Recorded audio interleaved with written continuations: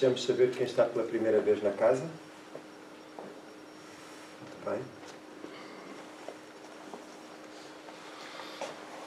Vamos ler uma mensagem do livro Caminho, Verdade e Vida, cujo tema é, ou melhor, cujo título é O Tesouro Enferrujado.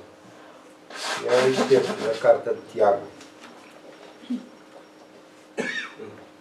O vosso ouro e a vossa prata se enferrujarão.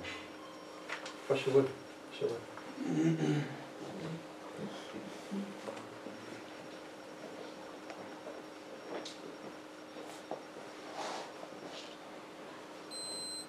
E Emanuel comenta: os sentimentos do homem, nas suas próprias ideias apaixonadas, se dirigidos para o bem, produziriam sempre, em consequência, os mais substanciosos frutos para a obra de Deus. Em quase toda a parte, porém, desenvolvem-se ao contrário, impedindo a concretização dos propósitos divinos com respeito à redenção das criaturas. De modo geral, vemos o amor interpretado tão somente à conta de emoção transitória dos sentimentos materiais, a beneficência produzindo perturbação entre dezenas de pessoas para atender a 3 ou 4 doentes, a fé organizando guerras sectárias, o zelo sagrado da existência criando egoísmo fulminante. Aqui o perdão fala de dificuldades para expressar-se. Ali a humildade pede a admiração dos outros. Todos os sentimentos que nos foram conferidos por Deus são sagrados. Constituem o ouro e a prata da nossa herança, mas, como assevera o apóstolo, deixamos que as dádivas se enferrujassem no transcurso do tempo. Faz-se necessário que trabalhemos afanosamente por eliminar a ferrugem que nos atacou os tesouros do Espírito.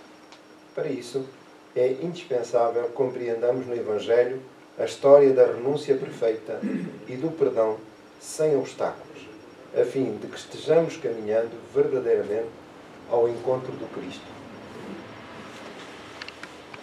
Vamos então unir os nossos pensamentos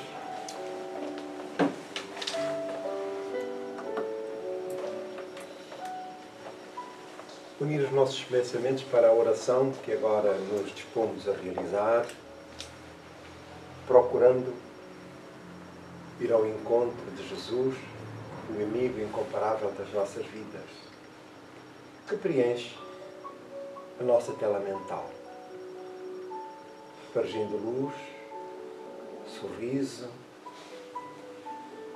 fraternal, solidário, como apoio aos nossos esforços. Eis-nos, pois, reunidos em ambiente de paz e de harmonia,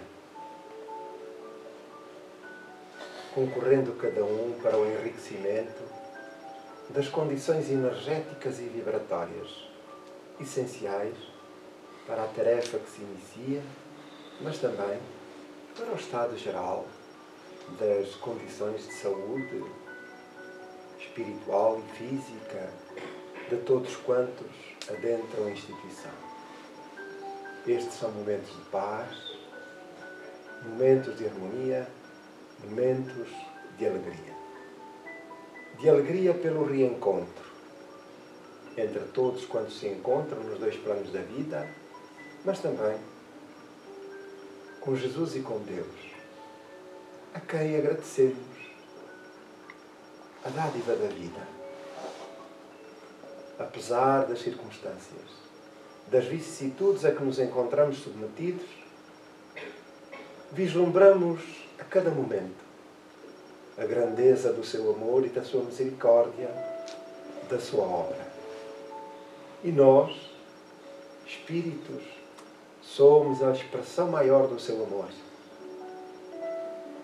E com ele, integrados, trabalhamos pelo nosso aprimoramento, pela nossa evolução, que nos dará acesso a um estado de consciência mais harmonioso, quite com as leis da vida o que significa que alcançaremos patamares cimeiros da evolução, onde o clima geral e individual será de paz e de felicidade. As leis da vida, justas, misericordiosas e amorosas, dão a cada um a tarefa de talhar o próprio destino, de trabalhar em seu favor, a fim de alcançar esses patamares cimeiros, mas que resultarão do esforço de cada um, como mérito, pela entrega, pela coragem, pelo ânimo. Pai amado, lembramo-nos de todos quantos vivem revoltados, infelizes e tristes, e a quem emprestamos a nossa humilde oração para lhes levar ânimo, coragem no enfrentamento das próprias limitações que os retêm à retaguarda da vida. É a nossa tarefa, Senhor. A tarefa de todos nós, espíritas cristãos, orando solidariamente, como testemunho do amor fraternal que nos movimenta já em favor dos outros. Ampara, pois, os nossos bons propósitos desta Assembleia, que se reparte pelos dois planos da vida, para que o trabalho se conclua com elevação, com nobreza, para todos quantos partilhamos estes momentos. Muito obrigado, Senhor. Então vamos iniciar o trabalho com a leitura da mensagem introdutória do mesmo. Diz o seguinte: cada dia é uma bênção nova que Deus nos concede, dando-nos a prova do seu amor. Isto é uma mensagem do livro de Vida Feliz, autora Joana de Ângeles e o médium Divaldo Pereira Franco.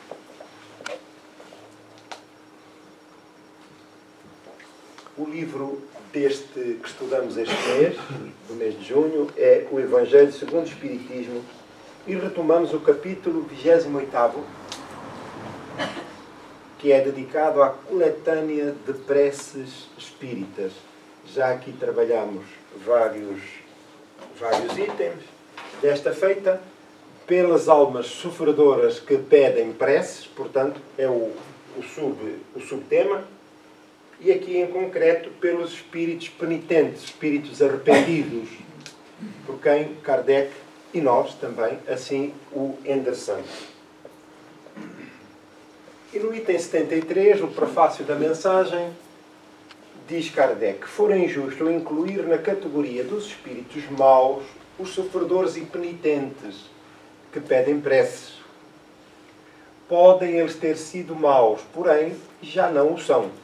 Desde que reconheceram e deploram as suas faltas, já alguns começam a gozar de relativa felicidade.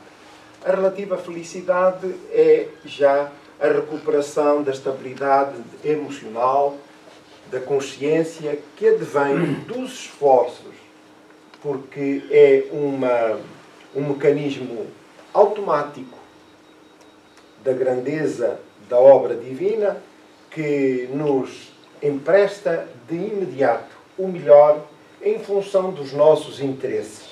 E aqui, no caso em concreto, a oração que Kardec aqui nos deixa reporta-se mais diretamente aos espíritos arrependidos.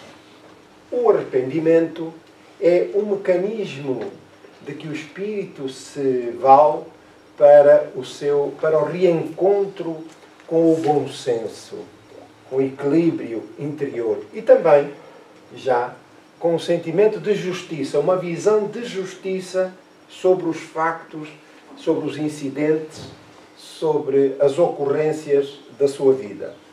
E nem sempre nos despojamos do sentimento egoísta e do distanciamento necessário para avaliarmos com justeza aquilo que são as ocorrências e que muitas das vezes nos incomodam que nos ferem, mas, sobretudo, porque o orgulho ainda acentuado afunila os nossos interesses e a nossa isenção, a nossa visão dos factos.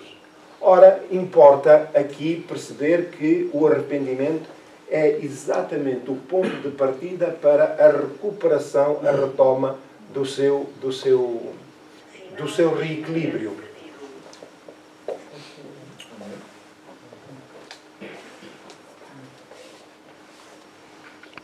E depois, no item 74, Kardec, então, dá-nos aqui esta orientação. Deus de misericórdia, que aceitas o arrependimento sincero do pecador, encarnado ou desencarnado, aqui está um espírito que se há comprazido no mal, porém, que reconhece os seus erros e entra no bom caminho. É uma questão da mais elementar inteligência, que é o que qualquer um de nós faz. Quando tem uma ideia e pretende executá-la, se ela não traduz o sucesso pretendido, o que é que fazemos? Nada. Não é? Ficamos à espera da morte. Não é verdade? Tentamos uma alternativa. A criatura inteligente é isto que faz. Não é verdade? Portanto, movimenta-se, reconhece que o insucesso e procura a alternativa. O que acontece muitas das vezes, sobretudo aos orgulhosos que se sentem injustiçados pelas ocorrências da vida, fixam-se, ou melhor, fixam o pensamento, os seus interesses nessa ocorrência e na visão que têm a respeito do caso e não saem dali. E ali são capazes de se deterem durante séculos ou milénios, à espera de que a justiça, de acordo com os seus interesses, se faça. Mas nem sempre a nossa visão da vida é a mais correta. E o sentido de justiça nem sempre o melhor. E porquê? Porque nós não estamos verdadeiramente interessados em fazer justiça. Nós procuramos, muitas das vezes, pelas nossas inclinações, limitações de natureza moral, sermos justiceiros e não justos. Então, a nós o que nos importa é atender o orgulho e os caprichos para colhermos a sensação de poder, de estarmos acima dos outros, esmagar os outros e, portanto, satisfazer esse nosso orgulho. Ora, isto é válido para os grandes lances da vida, as grandes decisões, como para as pequenas. Seja no meio social, no meio profissional ou no reduto doméstico. Ora, este tipo de comportamento e de temperamento, esta visão da vida, ela não é ou não tem origem no corpo físico, é do espírito. E, portanto, com a morte, o espírito permanece exatamente a mesma coisa, com os mesmos propósitos, com os mesmos pendores, os mesmos anseios, e às vezes, tendo sido vítima de qualquer circunstância, a mais infeliz até, injusta, de acordo com os nossos parâmetros, injusta, mas o seu desejo de atender, de trucidar o próximo, portanto, dar vazão ao revide, à vingança, retém-no durante N tempo até que chegue ao arrependimento. Vamos ver adiante quais esses patamares na escala evolutiva. Portanto, aqui Kardec já faz alusão nesta prece em favor daqueles que se arrependeram. E, como dissemos anteriormente, a lei divina é automática. Logo que a criatura necessite ou procure integrar-se na harmonia do universo, as leis divinas funcionam automaticamente. E tudo se movimenta para o atendimento que se faz necessário para cada um de nós. Então, Isto significa que Deus, na expressão maior, os guias espirituais, os bons espíritos, permanecem a nosso lado. Contudo, encontram-se num padrão vibratório com o qual os nossos sentimentos de vingança, os nossos sentimentos inferiores, não se coadunam. Quer dizer, vibramos em circunstâncias diferentes e inferiores. Logo, quem está a um nível inferior não consegue vislumbrar aqueles que estão num plano vibratório mais elevado. E para ele, vive isolado dessas circunstâncias.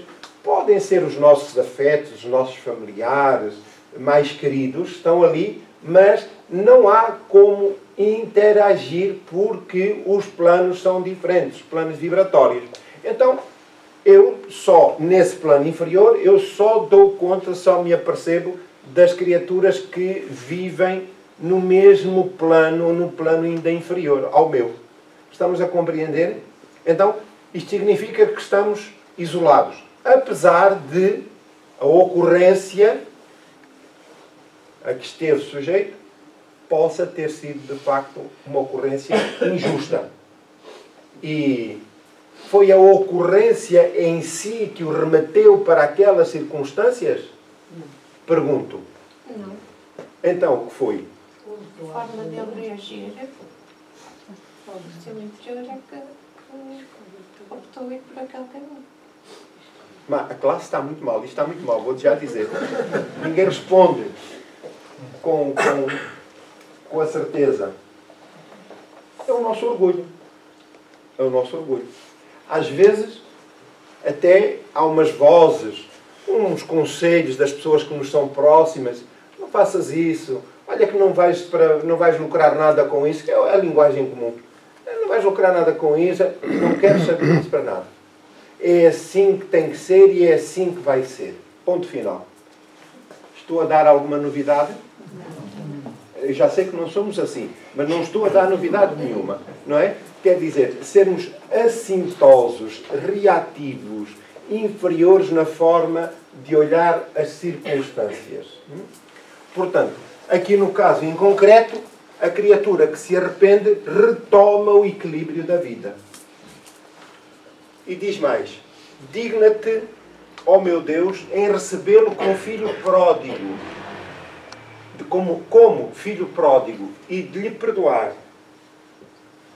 Bons espíritos, doravante, ele deseja ouvir a vossa voz, que até hoje desatendeu. Portanto, há casos até, há relatos aí nos livros com origem mediúnica, espiritual, há casos até em que espíritos são socorridos, levados para, para colónias de reabilitação, mas eles já estão, o seu orgulho, a sua intenção, o seu desejo de permanecerem assintosos, orgulhosos, é de tal natureza que eles fogem outra vez para o lugar de onde tinham sido resgatados. Estamos a compreender? Gostamos mais do meio e das condições inferiores da vida.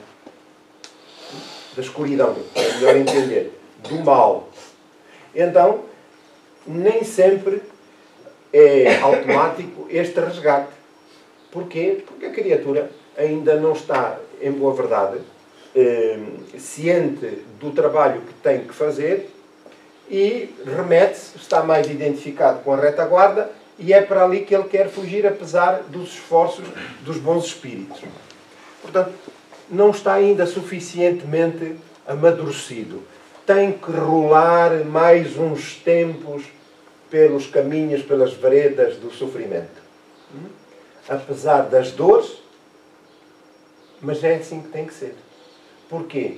Porque a dor só existe, o sofrimento, melhor dizendo, só existe para atender o quê? À rebeldia dos espíritos. Então, o sofrimento vai provocando desgaste anímico. E a determinada altura, a criatura vai questionar. Porque estou aqui, já nada faz sentido na vida, isto nada me diz, e essas são as circunstâncias, momentos em que os espíritos, os bons espíritos, procuram então ir ao encontro dos mais necessitados. Espírito de... Agora ele dirige-se a um determinado espírito. Nós felicitamos-te pela mudança que em ti se operou e agradecemos aos bons espíritos que te ajudaram. Se outrora te comprazias em fazer o mal, é porque não compreendias quão doce é o gozo de fazer o bem. Também te sentias por demais embaixo para esperares consegui-lo. Ora, a questão da procura de respostas para a vida. Porque há muitas pessoas, imenso, largo número de pessoas, que sequer cogita a respeito da vida. Porque estou aqui, de onde venho, para onde vou. Portanto, a vida, no entendimento de algumas pessoas, é um processo automático. Nasce, vive e morre. Atende-se àquilo que é o mais elementar, que é a sobrevivência e a multiplicação da espécie, e pouco mais. E, portanto, quando a criatura desencarna, vai dar-se conta da realidade que se estende. E muitos não compreendem o processo. Continuam a viver do lado de lá, como se ainda estivessem do lado de cá. Com toda a realidade à sua volta. Portanto, que realidade é essa? É uma realidade mental. É ele que projeta essas imagens dentro das quais se vê. Então, podemos, qualquer um de nós, para darmos o exemplo, reter esta imagem que aqui está, porque nos diz muito, e gostamos de estar inseridos no ambiente, neste ambiente e nesta visão que temos, e, portanto, retemos na memória essa visão e o prazer que isso nos dá. Entretanto, se não passamos daqui, o que acontece é que daqui a 100 anos, daqui a 50 anos, o ambiente físico já não será o mesmo. Quiçá mesmo o prédio existirá. A rua já pode estar alterada. Mas a minha visão, eu socorro-me das memórias no inconsciente profundo e projeto-as à minha volta. E é dentro dessas imagens que eu vivo. Estão-me a compreender? Portanto, é uma projeção mental ou fluídica. E então eu vivo em torno disso, no seio disso. E a realidade, a minha realidade, é essa.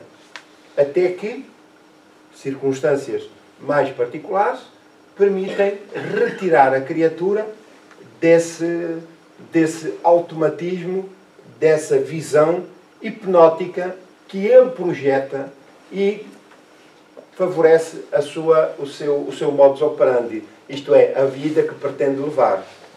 Casos há outros em que a criatura não se afasta do seu lar, do seu local de trabalho, enfim, do meio onde vivia, que lhe digam alguma coisa, e ele estranha algumas alterações, mas não sabe explicar, não está interessado, não procura saber, e, portanto, tudo segue. E ele vive de uma forma aliada da realidade e, portanto, até ao momento em que condições mais particulares e especiais tirá-lo-ão daquelas circunstâncias para o auxiliar e enquadrá-lo na realidade que pode ser completamente diferente daquela em que ele se encontra. Portanto, a vontade de conhecer, de questionar a vida, quem somos, de onde viemos, porque estamos aqui, para onde vamos, cogitar a harmonia do universo, do ambiente que nos envolve. Nós estamos aqui sentadinhos e direitos, equilibrados, sob o ponto de vista físico, mas nós estamos neste momento numa viagem a uma velocidade de tal natureza que, se ela se traduzisse para qualquer elemento mecânico, Um automóvel, por exemplo, não seria possível mantê-lo a essa velocidade. Milhares de quilómetros. E, no entanto, nós estamos aqui, olha, sossegadinhos, equilibrados, andamos, a não ser que tropecemos por qualquer circunstância, mas mantemos-nos equilibrados. As forças gravitacionais que nos mantêm nestas circunstâncias fazem parte das leis divinas. E sequer cogitamos disso. Sequer cogitamos disso. E a Terra movimenta-se.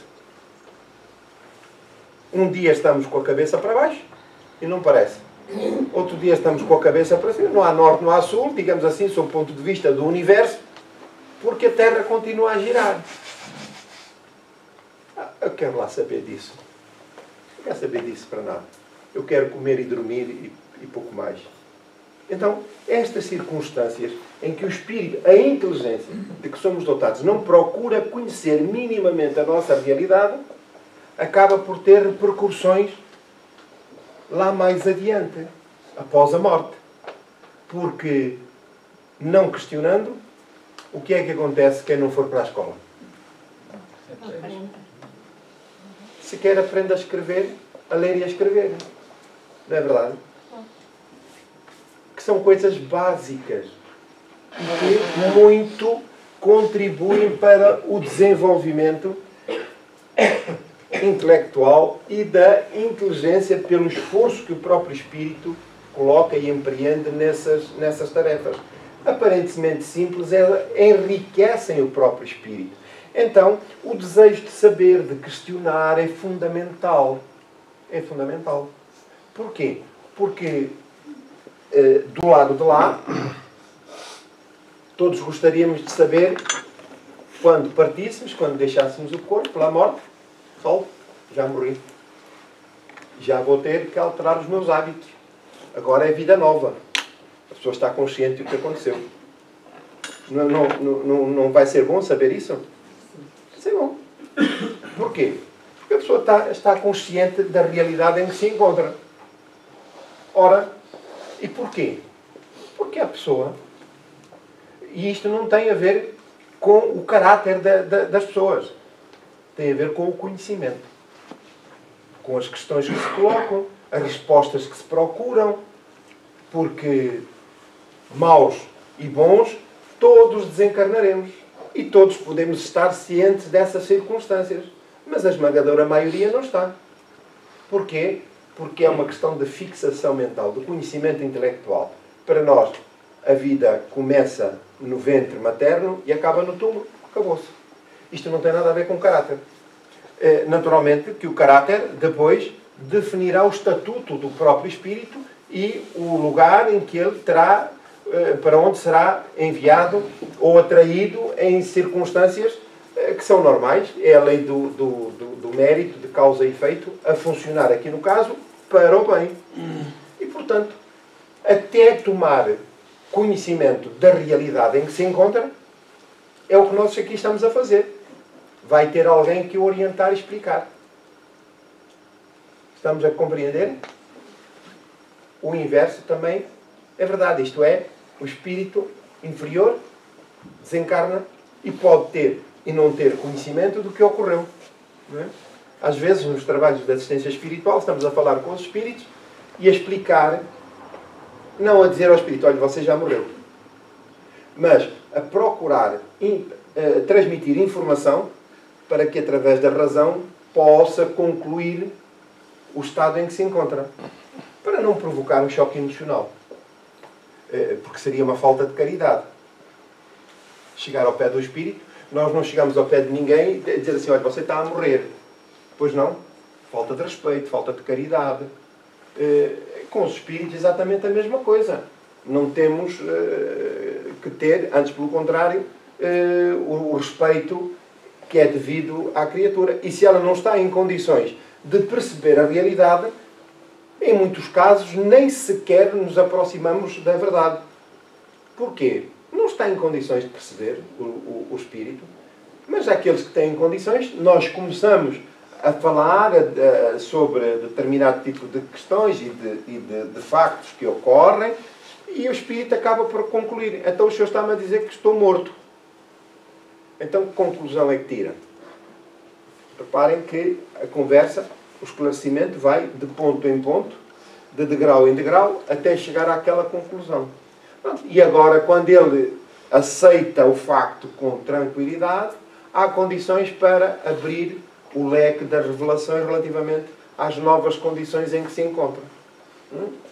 Portanto, todo o nosso interesse em questionar, em refletir sobre a essência da vida é fundamental não só para colhermos o ensino, ou melhor, o resultado do ensino que empreendemos, aplicando ou transformando esse conhecimento em ferramentas de trabalho para o nosso aprimoramento, para o nosso conhecimento, mas simultaneamente ganharmos condições para perceber, de facto, prepararmos-nos, porque nós vamos deixar o corpo físico, e mentalmente vamos estar preparados e lidar com essa realidade.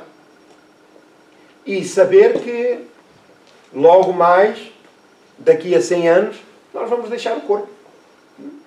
100, 120, por aí adiante. Portanto, a média de vida está nos 86 anos já. Portanto, o que significa que a ciência também tem vindo a evoluir e a proporcionar também condições para maior qualidade de vida enquanto encarnados. Portanto, daqui a uns tempos nós já estamos... Quantos anos tem? 120. Ai, que linda idade. Eu estou nos 119. Eu já estou nos 129. Mas continua bonito. Muito bem, sim, sim. Vamos lá chegar nessa altura. Porque a ciência está a evoluir, a misericórdia divina manifesta-se também através dessa área do conhecimento e, portanto, para proporcionar qualidade de vida a quem está na Terra. Portanto, tudo isso é fundamental para chegarmos a estas conclusões, a este estado em que se encontra este espírito, a quem Kardec dirige a oração.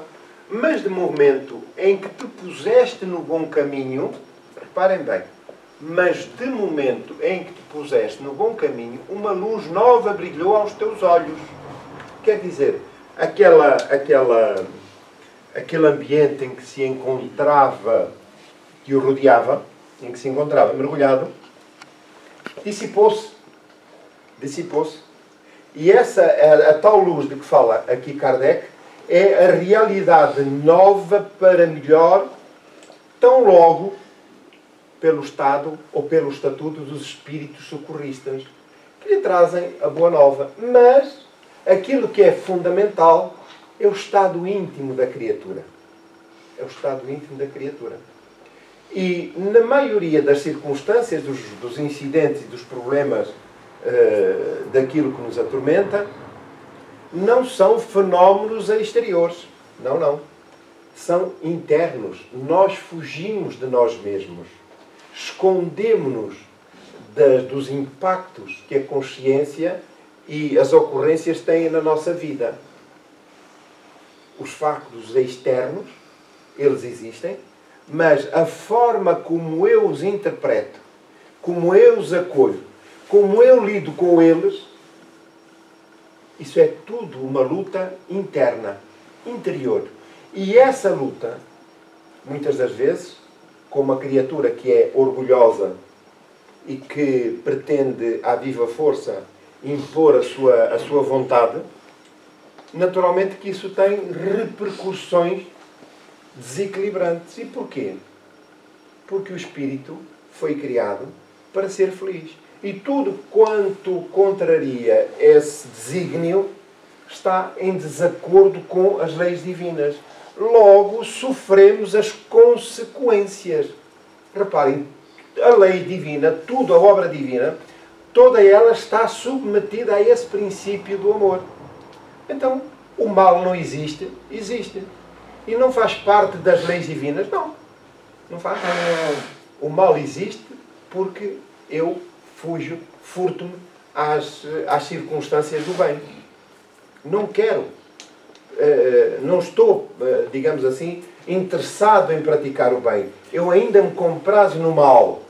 Quer dizer, o mal é a ausência do bem. Mas a ausência aqui do bem é da minha responsabilidade. Porque a obra divina, as suas leis, a dinâmica da vida, toda ela está identificada com o bem. Porque uma questão que Kardec colocou aos espíritos e que se encontra numa questão do Livro dos Espíritos, logo no início do primeiro capítulo, pergunta se a criatura, o espírito, foi criado para passar pela fieira do mal. Reparem, a pergunta muito inteligente para perceber se o mal fazia parte dos códigos divinos. Não, do mal não, da ignorância. Da ignorância. E a par da ignorância vive o livre-arbítrio. Então sou eu que escolho os caminhos. Se eu quero o caminho do bem, muito bem. Não há mais nada, não há caminho nenhum outro que se abra, senão o do bem. Mas se eu não quero, por meu livre-arbítrio, seguir os caminhos do bem, então eu próprio abro a porta do mal. Mas o mal não existe. Dá para compreender? O mal não existe. É o meu livre-arbítrio que abre outras portas, o meu livre-arbítrio que abre outras portas e cria os factos que muitas das vezes nos marcam a existência durante séculos ou milénios. Então, nós fomos criados para sermos felizes. E estes atalhos, estes percalços na nossa existência, são percalços naturais. São percalços naturais. Porquê? Porque temos liberdade de escolha, ainda somos... ninguém nos ouve. Ainda somos um bocadinho teimosos, e então há dificuldade em ajustarmos-nos às leis divinas, ao bom senso, ao equilíbrio. E é isso que nos torna cada vez mais identificados com o bem. Ora bem, alguma dúvida? Não há dúvidas. Muito bem, então vamos adiante. Para entrares de novo e completamente na sua graça, portanto, na graça divina, para melhor fruir do seu bem, da sua obra, esforça-te daqui por diante, não só para não praticares o mal, mas para fazeres o bem. E, sobretudo, reparares o mal que fizeste.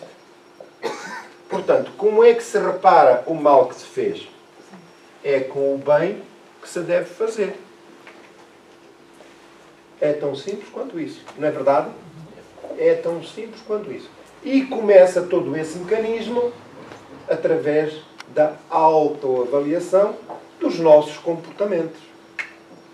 Vamos ver mais adiante. Portanto, não basta não fazer o mal. É preciso fazer o bem. Já que, embora estas novidades nos contrariem os propósitos,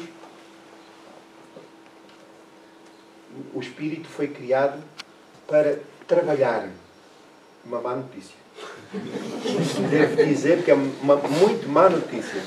Não é? E, portanto, isso não nos agrada particularmente. Não nos agrada. E porquê? Porque nós ainda estamos habituados ao passado. E ainda, muitas das vezes, ao desejo, porque é a nossa fantasia, os conceitos da vida, que é estarmos relaxados e sem incómodo nenhum. E vamos à praia, até na praia. Nós na praia queremos estar sentados lá na cadeira e sequer nos levantamos para ir buscar o sumo, não é? Nós só queremos nem falar, só levantar e vem logo o funcionário trazer lá o barman trazer o sumo e a palhinha para nós. Também há uma coisa que é muito que não gostamos muito, é o sol quando muda de posição. E nós calhamos ali na sombra agora, às 10h30, o sol que resolveu mudar de posição, já nos obriga a levantar da cadeira para ir outra vez à procura da sombra. É um trabalho muito grande a vida. Mas o espírito foi criado para trabalhar. Porquê? Porquê? Nós ainda estamos num exercício de aprimoramento e de identificação, de autoconhecimento, melhor dizendo, e de identificação com a dinâmica da vida. E hoje já somos capazes de realizar algo mais que supere orgulho e egoísmo. Já somos capazes de ceder sem conflitos. Porque já temos uma noção maior da vida, dos nossos interesses. Que não são interesses particularmente egoístas, mas são, sob o ponto de vista do caráter, mais nobres, elevados. E sob o ponto de vista egoístico, nós já conseguimos doar alguma coisa aos outros. Do tempo, da paciência, da tolerância, da amizade, da companhia. Já estamos mais evoluídos. E se tivermos em linha de conta aquilo que foi e era a história, a civilização à época em que Jesus viveu, há 2000 anos, que era uma sociedade extremamente violenta. Extremamente violenta. Nessa altura, a esperança de vida não passava aos 40 anos, 30 anos. Tudo o que passasse daí era muito velhinho. Tudo que passasse daí era muito velhinho. Veja-se onde nós já estamos. A esperança de vida dobrou, se não em muitos casos triplicou. Ora, tudo isso é em função, é a resposta da evolução que a própria vida, as leis divinas, imprimem. Ora, significa que todo este cadinho onde estamos inseridos, envolvidos, estas provas e circunstâncias difíceis, porque passamos individualmente e coletivamente, são testes que a própria vida nos submete e, em simultâneo, primeiro para o resgate das faltas do passado e, simultaneamente, para o engrandecimento individual e coletivo. Peço desculpa, só aqui.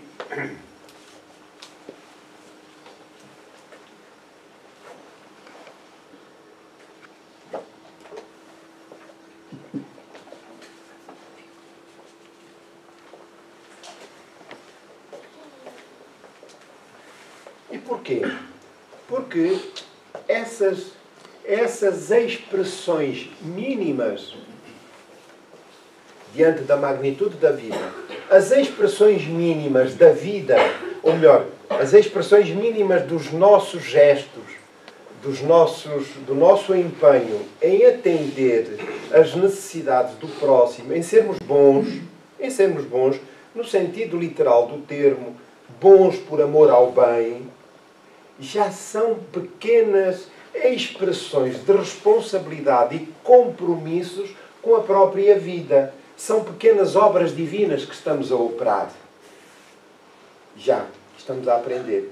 E à medida que o espírito vai evoluindo, essas provas e essas obras vão se dilatando em tamanho, em significado, em importância para a própria vida. Porquê? Porque nós estamos constantemente, progressivamente, num trabalho evolutivo para chegarmos aos patamares mais evoluídos da vida. Nesse patamar, cada um de nós está destinado a receber compromissos superiores. Vamos, cada um de nós, liderar espíritos para a construção de novos mundos. O universo é infinito.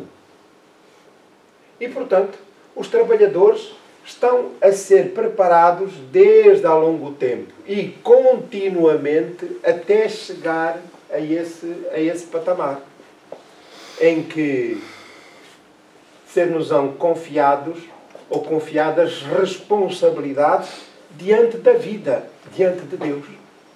Ora, quando nós dentro deste princípio e conceito de que estamos todos os espíritos nascem simples e ignorantes e estão destinados à perfeição, neste mecanismo está incluído Jesus.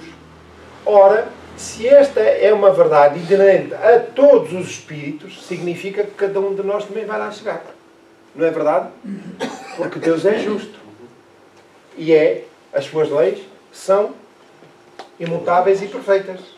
Ora, é para isso que nós estamos a aprender. É para isso que nós passamos pelas vicissitudes, pelas experiências mais ou menos difíceis. Porque se agora, nesta hora, nos dissesse assim, olha, Deus dissesse assim, vão aqui construir um mundo. Aqui um novo mundo, vou-vos entregar este projeto. É certo e sabido que um dizia que queria redondo, o outro dizia que queria quadrado. É certo e sabido que o que dizia quadrado, se tivesse mais força, ia esmagar ou procurar esmagar o outro para se impor e impor a sua vontade. Porque está fora do contexto da dinâmica da vida. Nós, sequer muitas das vezes, cuidamos de pagar a fatura da luz. Quero lá saber, não quero saber disso para nada. Olha, quem é o último a sair que fecha a porta e apaga a luz? E vamos embora a nossa vida. Olha, imagina, nós agora nesta altura, se vais liderar aqui a construção deste mundo e nós irritávamos com qualquer coisa. Olha, quer saber? Não quer saber de nada. Olha, andava aí o mundo aos trambolhões aí pelo espaço, não é? E porquê? Onde é que está aqui o capitão da mata, o homem, o sargento que lidera aqui a coisa? Ah, não sei. Ele hoje ainda não apareceu, se calhar adormeceu. Ou então zangou-se com qualquer coisa, não apareceu. Olha, foi-se embora. Estão-me a compreender? Apesar da graça, muitos ainda reagimos assim. Com alguma leviandade. Sem fixação, interesse de ideal e de compromisso com o bem. Então nós estamos aos bocadinhos a preparar, que temos que sair da sala a apagar a luz, temos que pagar a fatura da luz, temos que cuidar disto. Portanto, assumir o compromisso do ideal de bem servir, seja em que dimensão for a tarefa e a responsabilidade. Então, esse é o destino maior. E todas as vicissitudes por que passamos, a maioria dessas vicissitudes não tem a ver com, com provas exclusivas, mas são resgates, na sua maioria. Ora, e são resgates porquê? Porque são as consequências das más ações do passado. Estão-me a compreender? A prova em si não foi bem aceita. Nós não soubemos enfrentar a prova com dignidade. Reagimos de forma assintosa. Criámos dificuldades que não estavam previstas. Mas não nos conseguimos furtar às consequências. As provas continuam lá. Mas nós acrescentamos o volume das dificuldades pela nossa exclusiva responsabilidade. Porque não ponderamos, não soubemos medir as consequências face àquilo que devem ser os valores mais nobres da vida. Estão-me a compreender? A maioria das nossas dificuldades da vida não são provas exclusivas. São resgates que têm a ver com consequências das más ações, das medidas que tomamos, das más ações, ou melhor, das más medidas que tomamos no passado e que agora se converteram em problemas dos mais variados. E, portanto, nós estamos simultaneamente submetidos a provas e a resgates para podermos superar essas dificuldades. Porque dá a ideia que a vida está sobrecarregada de sofrimento, mas esse sofrimento só tem a ver com as nossas más opções em vidas pretéritas ou nesta vida. Estamos a compreender? Muito bem. Então, vamos adiante.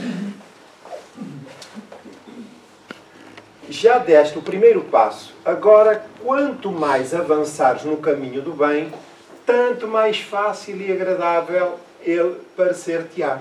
Claro, porque à medida que a criatura evolui, vai penetrando outros ambientes mais saturados de felicidade, de harmonia, de bem-estar.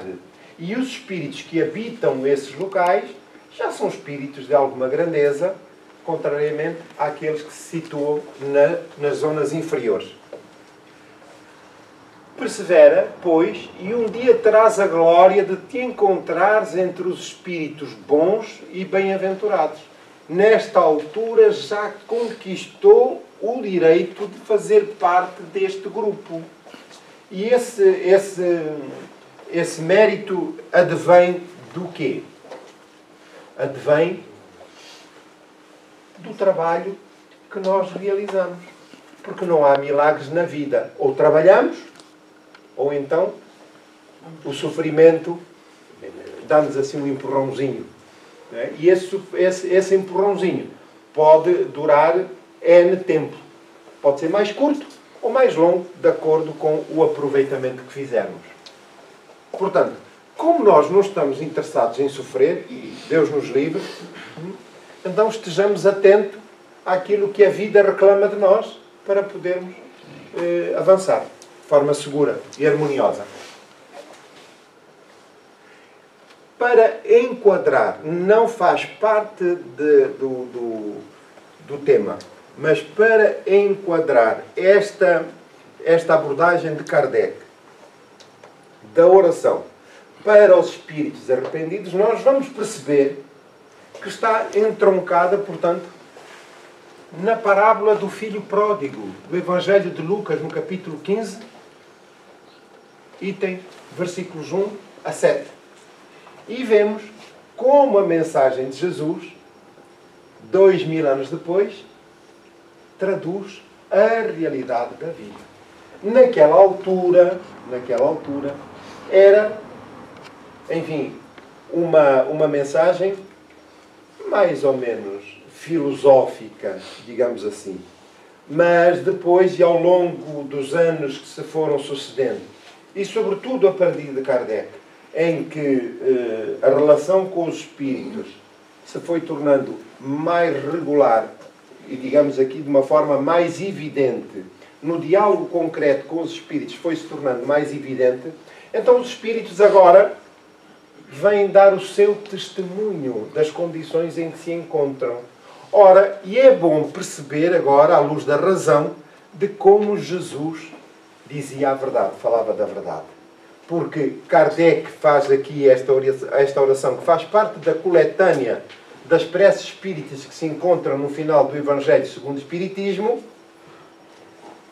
Porquê? Porque a sua experiência na relação com os espíritos, dá-lhe subsídios para realizar essa oração. E então nós vamos aqui perceber o quanto é real esta mensagem, esta parábola que Jesus traduziu, que Jesus nos deixou, e que dizia o seguinte: chegavam-se a ele todos os publicanos e pecadores para ouvir.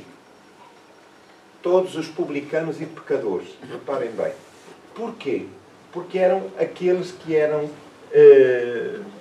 marginalizados e estavam sujeitos a um preconceito de raça e de cultura.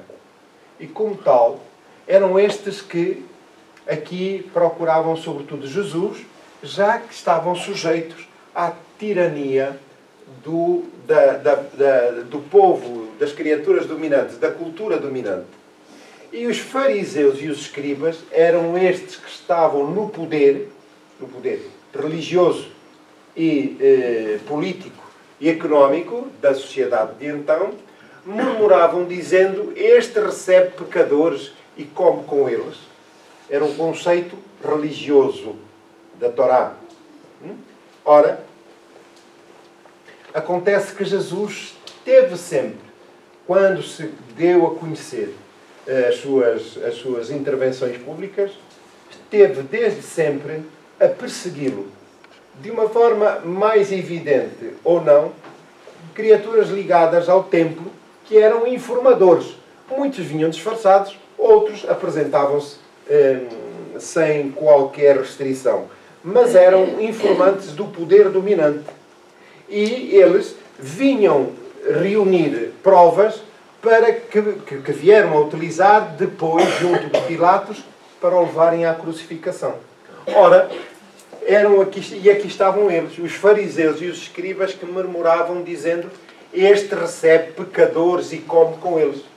Se reparem, os pecadores mais variados e de acordo com os conceitos religiosos da época, eram aqueles que os fariseus, os doutores da lei, definiam. Não quer dizer que eles não fossem pecadores também, porque o eram, com certeza. E tanto assim era que Jesus identificou-os com os túmulos dos cemitérios, dizendo que eles eram caiados por fora e cheios de podridão por dentro. Portanto, era só uma aparência para a sociedade. E estes, portanto, havia o preconceito daqueles que eram os marginais, que não iam ao templo, que não tinham dinheiro para pagar o dízimo, que não faziam sacrifícios porque eram muito pobres, etc, etc, etc. Portanto, não comungavam com as suas orientações. E, portanto, viviam marginalizados das benesses, das benesses divinas que os próprios homens se instruíram e colocaram no lugar, portanto, como adjuntos de Deus, para poder dar ou não dar a este ou àquele os seus benefícios. Estão a compreender? Que são as religiões tradicionais, que ainda, muitas das vezes, por preconceito, não largam o poder, não instruem as criaturas. E essa é uma doutrina completamente diferente, não só daquela mensagem que Jesus deixou, mas que a doutrina espírita agora faz reviver. Não retém as criaturas, porque não é seu propósito reunir providentes, porque não há qualquer projeção e interesse no poder temporal, mas tão somente dar conhecimento para que a criatura, usando o seu livre-arbítrio, possa usar essas ferramentas em seu benefício. Muito bem. Então vamos ver adiante. Então ele propôs-lhe esta parábola: qual de vós é o homem que, possuindo 100 ovelhas e perdendo uma delas, não deixa as 99 no deserto e não vai procurar a perdida até que a encontre? E achando-a, não a põe sobre os ombros cheio de júbilo, e chegando a casa, não reúne os amigos e vizinhos, dizendo-lhes: alegrai-vos comigo, porque achei a minha ovelha que se havia perdido. Digo-vos que assim haverá maior alegria no céu por um pecador que se arrepende do que por 99 justos que não necessitam de arrependimento. Devo dizer o seguinte, esclarecer o seguinte, apesar do título aqui da parábola ser a do bom samaritano, a do filho pródigo, ela está inserida. Eu só não a transcrevi porque era muito longa. E, portanto, detive-me aqui nesta da ovelha tresmalhada, que é também de profundo significado. Ora, isto significa que, nesta parábola, para todos quantos se encontrem com dificuldades, pelas circunstâncias da vida, pelos erros que hajam cometido, se sintam diminuídos e até destituídos de qualquer, segundo a sua visão, de qualquer amparo divino, como se Deus valorizasse mais o pecado do que o pecador, e as criaturas sentem-se tolhidas na sua liberdade, na sua visão sobre a vida e na sua relação com Deus. Ora, esta parábola vem mostrar que Deus é absolutamente misericordioso. E aqui, de facto, o pastor é o Criador, que apacenta o seu rebanho, que é a humanidade. A humanidade, da qual fazemos parte. Encarnados e desencarnados. E, portanto, nenhum de nós está só. E a qualquer momento, Deus, o pastor, vai ao encalço de cada um que se haja perdido pelos caminhos ínvios da vida, para os fazer regressar ao seu redil. Portanto, é fundamental perceber que Deus apesar das suas leis, que são infinitamente misericordiosas e justas, dar a cada um de acordo com os seus méritos ou deméritos, mas tudo isso tem por objetivo auxiliar a criatura a melhorar-se, a progredir, a tornar-se capacitado para penetrar os mundos de felicidade. Ora, ninguém, ou melhor, todos, sem exceção, estamos aqui representados nesta ovelha tresmalhada. Porque, em boa verdade, as nossas experiências no campo físico são múltiplas. E os incidentes, os erros, são repetitivos. O que nos retém na retaguarda da escala evolutiva, como é um planeta de provas e expiações como a Terra, e, portanto, nenhum de nós está excluído da misericórdia divina, quer no plano físico, quer no plano espiritual. Compete-nos individualmente acatar as orientações e as disposições e a dinâmica da vida que o Criador instituiu para nos tornarmos perfeitos, já que a nossa origem é divina. Ora, Deus permanece em nós. E essa chama divina que nos alimenta, ela é absolutamente perfeita. Perfeita. A nossa razão é que não atende, muitas das vezes, aos impulsos, ao mecanismo do bem, porque ainda somos um bocadinho orgulhosos ou egoístas. E então, os nossos caminhos não são, de facto, os melhores. E daí a razão por estarmos ainda aqui, todos nós. Então, é fundamental percebermos isto, que esta mensagem de Jesus está entroncada com o propósito e a orientação da oração feita por Kardec, porque, em boa verdade, está ali implícito o arrependimento nesta ovelha. E porquê? Porque é a partir do arrependimento que a ovelha se dispõe a voltar em companhia do pastor para o seu redil, do qual se havia afastado. Estamos a compreender? Então, o pastor não chegou ali, não pegou na ovelha, não a pôs aos ombros e agora vamos por ali. Não, não. Isso seria, sob o ponto de vista espiritual, violar o livre-arbítrio da criatura. A ovelha foi aconchegada aos ombros do pastor, mas tendo em atenção o seu desejo. E o seu desejo era regressar ao redil. É assim que acontece connosco. É por isso que aqui estamos. E é por isso que nós oramos, para pedir auxílio a Deus, para que nos auxilie ao retorno a esse redil. Alguma dúvida? Muito bem. Então vamos passar aqui à fase seguinte. Então, para nós compreendermos o perdão da conquista do bem e da paz. Nós temos aqui, em primeiro lugar, na base, não sei se dá para ver daí, impacto das más ações na consciência. O impacto das más ações na consciência. Essas consequências podem durar dias, meses, anos, séculos ou milénios. Porquê? Para além do impacto e das consequências propriamente ditas na nossa mente, vai encontrar também o nosso orgulho, a vontade de abreviarmos as consequências ou não.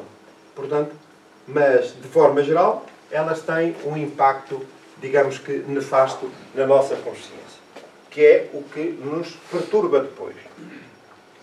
A seguir, nós temos aqui a humildade, que é a mãe de todas as virtudes. É sobre a humildade que assentam, ou crescem, melhor dizendo, todas as outras virtudes. A criatura que não é humilde não tem condições de conquistar o bem, o amor, a fraternidade, portanto, quaisquer outras virtudes ou valores. Portanto, esta é a fundação de onde partem todas as demais. A seguir entramos no reconhecimento. Portanto, quando o espírito se propõe a analisar as suas ações, os incidentes em que participou, o seu impacto para se libertar do sofrimento. Lembram-se lá atrás que dizia que esse reconhecimento é fundamental para nos libertarmos para chegarmos ao arrependimento. Ora, é aqui exatamente esta etapa.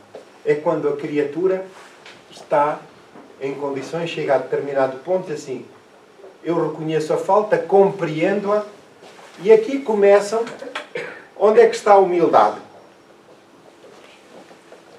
No íntimo, no nosso íntimo. No nosso íntimo, porque está a par do orgulho. Ou valorizamos uma, ou valorizamos a outra. Mas elas convivem no mesmo espaço. Então qual é a diferença? Nós escolhemos uma e ela vai crescendo e fazendo diminuir a outra. O inverso também costuma acontecer. É que nós fazemos crescer o orgulho e a humildade diminui. Ora, portanto, compreendem? São valores que se encontram íncitos na criatura. Portanto, a humildade está ali à espera de uma oportunidade. E quando a criatura, de facto, espera aí. Eu cheguei a este ponto, parece-me que me enganei. Eu há pouco falei da criatura do viajante. Chega a um determinado ponto, enganou-se. O que é que faz? Ou senta-se, ou procura uma solução, uma alternativa. Ora, é aqui esse ponto em que a criatura diz, bem, eu cheguei a este ponto, qual é a alternativa? Eu tenho que saber se há aqui mais alguma coisa. Não pode ser. Isto não está bem assim. Então, quando a criatura se dispõe a abrir o seu pensamento, é a humildade que flui, naturalmente. E o orgulho vai diminuindo. Então, o primeiro passo é o reconhecimento e a compreensão, em que ele aceita. Se não, de facto, eu não agi bem. Portanto, reparem que a humildade permite-lhe o distanciamento do incidente, para o julgar convenientemente. E depois do reconhecimento vem o arrependimento. Como é que eu fui capaz de fazer aquilo?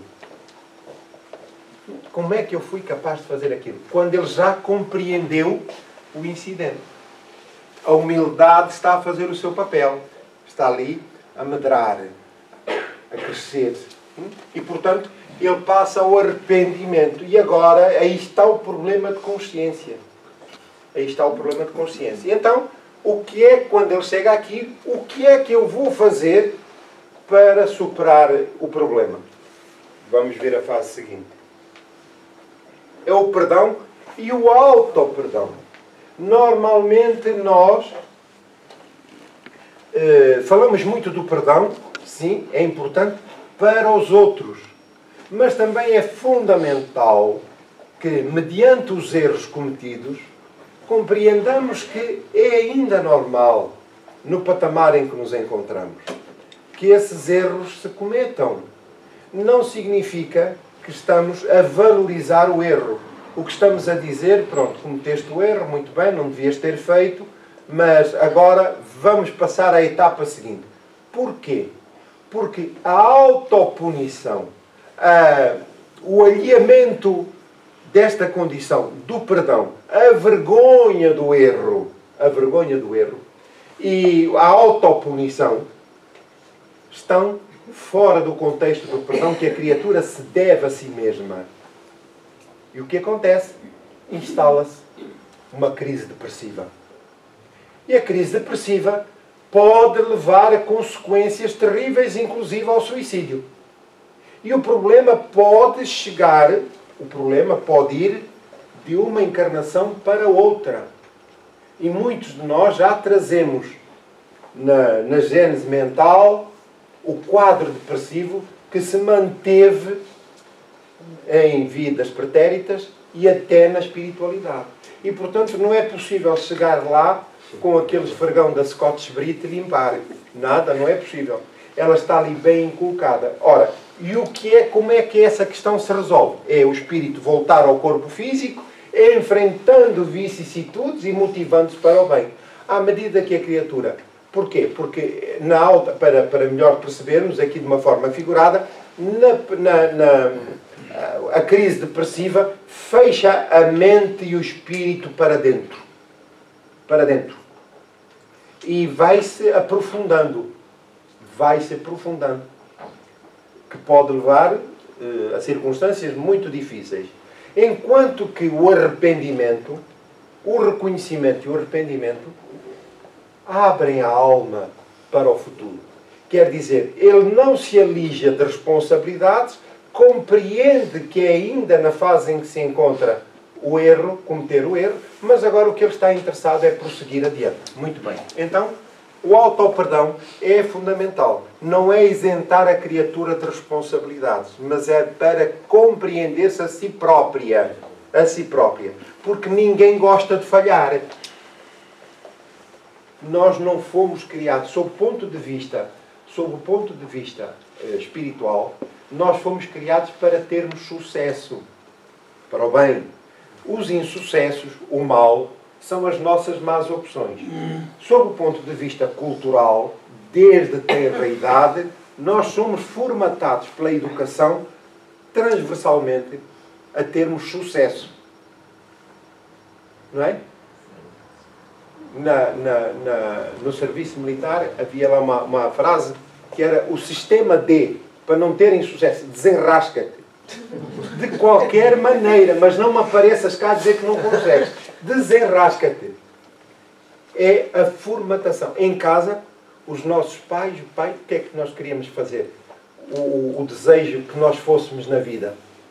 Ou fôssemos os herdeiros da fortuna e do negócio, ou fôssemos pilotos de avião, ou fôssemos isto. Portanto, nós projetamos sempre o melhor para cima, desde tenra idade. Ora, quando o insucesso se instala, porque nunca avaliamos verdadeiramente as nossas competências e possibilidades, é uma vergonha. Temos vergonha de lidar com, como se fosse assunto para preconceitos ou para vergonha. Compreendem? Então, estes insucessos são fundamentais, são normais, e muitas das vezes aquilo que nós temos como insucessos nada mais são do que preconceitos da vida, da cultura em que estamos inseridos. Então, o auto-perdão é fundamental. Depois, a seguir, o desejo de reparação. Reparem só, já estamos noutro patamar. O arrependimento, o auto-perdão, que é a criatura própria, eu cometi um erro, e agora? Agora eu tenho que... Como é que eu vou reparar a minha falta? Já o espírito está mais aberto. A humildade é como se fosse uma flor a desabrochar para o sol. E a seguir, o processo de reabilitação. Quando a criatura deseja, desde o arrependimento, aqui o reconhecimento, melhor dizendo, o arrependimento, logo se começa a alterar o quadro espiritual envolvente e os benfeitores espirituais, lá de cima, estão a ver, lá, eles têm lá um portátil. Estão a ver, diz assim, olha, o Alexandre está na zona tal, vai lá à procura dele, porque já temos aqui sinal, está aqui a piscar, que ele já começa a ter uns vislumbres de arrependimento. E organiza-se uma excursão de trabalhadores e eles aí vão lá para aquelas furnas à procura do Alexandre. E resgatam-no e trazem-no para se iniciar o processo de reabilitação. O processo de reabilitação, do qual faz parte o conhecimento que aqui estamos a adquirir. O passo seguinte é a reconciliação. Reconciliação conosco. Quando falamos ali atrás da vergonha, da depressão pelo erro cometido, a reconciliação conosco em primeiro lugar, mas depois, a seguir, reconciliação com os nossos inimigos. Imaginem só. Eu andei ali anos a lutar com aquele indivíduo por causa da fronteira do meu terreno, que ele queria mais um centímetro para acolá e eu queria mais um centímetro para aqui. Aquilo até muitas das vezes desembocou em conflitos desagradáveis, terríveis, e eu agora vou ter que me encontrar com ele. Verdade. É a reconciliação plena. Estamos já na última fase do processo. E nessa altura, em conjunto com o desejo de reparação, processo de reabilitação, tomamos consciência e agora o meu programa de vida seguinte vai fazer parte deste processo de reabilitação e de reconciliação. Então, numa reencarnação seguinte, eu venho com um programa que se ajusta às minhas necessidades de reparação e de reconciliação. Este processo de reconciliação pode incluir uma vida em comum com os meus adversários do passado. Como pai, como mãe, como filho, como primo, amigo, por aí adiante, de acordo com as necessidades. É o reencontro com os inimigos do passado. E depois, então, a última etapa natural, que é a integração no bem. Estamos por direito próprio, por mérito, já naquele patamar, no bem. Superamos aqui os nossos desafios. Portanto, este é o destino do espírito. Qualquer que tenha sido o seu erro, é inexorável a ascensão do espírito e a subida por estes patamares. Então significa que aquela simples oração de Kardec em favor dos espíritos arrependidos é para eles que esta mensagem segue diretamente, para perceberem que, independentemente dos erros, todos estamos destinados, fadados ao bem. Todos estes patamares, como percebemos, não só da mensagem de Kardec, a parábola da ovelha tresmalhada e do filho pródigo, e ainda este esquema, que aqui este gráfico que colocamos para perceber o mecanismo da vida, a reabilitação, faz parte da natureza da vida, mas o que é mais importante é que nenhum de nós está destituído e de ser acompanhado pelos espíritos superiores. Portanto, compete-nos a nós trabalhar nesse sentido. Alguma dúvida? Alexandre, se estamos focarmos na culpa, também abrimos brechas para sem dúvida. Diferença. Sim, sem dúvida. Mas isso a criatura focada exclusivamente na culpa é um problema, é uma fuga. É uma fuga e a vergonha de se enfrentar com justeza e com profundidade. E então a criatura fixa-se na culpa por cobardia, porque tem medo de se enfrentar. Não é? E, portanto, este já é um processo depressivo. Já é um processo depressivo, em que a criatura está, de facto, em baixo, nas suas condições mentais e vibratórias, e que dá acesso aos espíritos inferiores. Muito bem. Não havendo mais dúvidas, nós ainda, e por último, vamos informar o seguinte. No próximo dia 16 de junho, portanto, de hoje, há 15 dias, as instalações estarão encerradas. Nós vamos participar no 11º Encontro Fraterno de Trabalhadores Espíritas da União Espírita da Região Porto. Só têm acesso a este encontro os trabalhadores das associações e os frequentadores das reuniões de estudo. Portanto, fica aqui a informação e pedimos que, de hoje a 15 dias, tenham em atenção para não virem enganados para a instituição. E a porta depois estará encerrada. Está bem? Então, vamos fazer a oração de encerramento.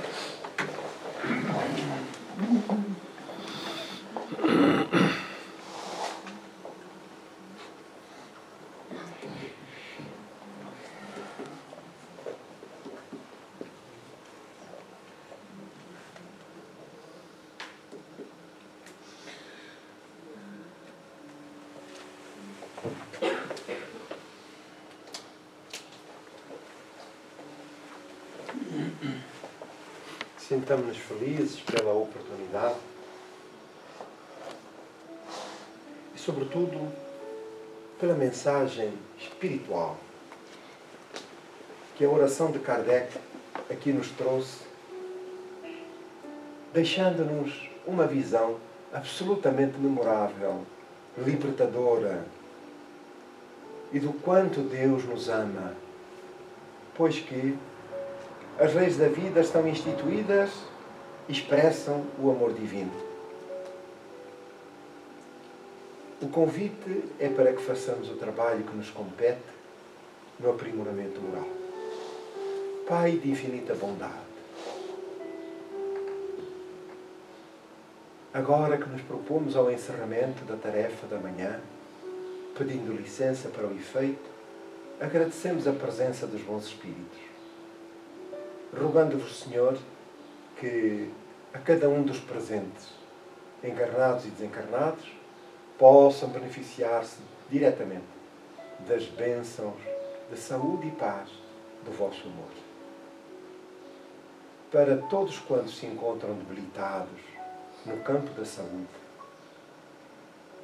tenhamos confiança em Deus, pensamentos positivos, alegria de viver, para que o nosso campo mental, o nosso campo energético e vibratório envolvente, sejam pautados pela luz divina que se expande, que flui e expande da intimidade do nosso ser. A alma ergue-se em gratidão, com alegria e em paz, porque vislumbramos Deus no micro como no macro da vida. Mas Ele está em nós, pulsa em nós.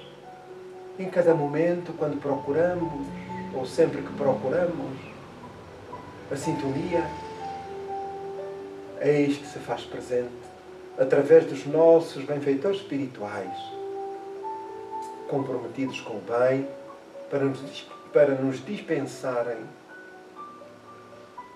saúde e paz.